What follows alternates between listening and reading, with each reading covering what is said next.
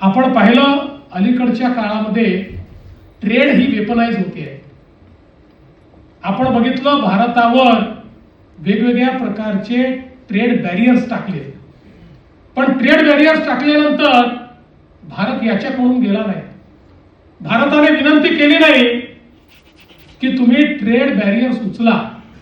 भारताने सांगितलं trade treaty होईल, पण ती होत असताना आमच्या शेतकऱ्याचं हित हे जर त्या ट्रेड ट्रीटीमध्ये असेल तर आम्ही त्या ठिकाणी तो करार करू. आणि शेवटपर्यंत भारताने कणखर भूमिका घेतल्यामुळे आज आपण पाहतोय अमेरिकेसोबतही आपला करार झाला, तर आपण आपल्या शेतकऱ्याला त्या करारातून बाहेर ठेवलं.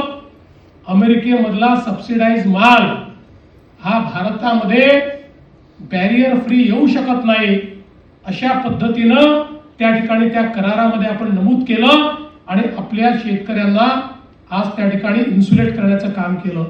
आज स्थिती अशी आहे की आपण इतकं महत्वाचं मार्केट झालो की याच्यामध्ये युरोपने आपल्याशी एफटीए केला. आता भारत आणि युरोप हे असे पार्टनर्स आहेत की ज्यांच्यामध्ये व्यापार करार झाल्यामुळे बॅरियरलेस भारताला आपल्या वस्तू युरोपच्या मार्केटमध्ये पाठवता येतात. आणि आपण आता अशा स्थितीत आहोत की अनेक देशांसोबत आपला व्यापार ट्रेड सरप्लस आहे. आपण ट्रेड डेफिसिट मध्ये नाही आहोत.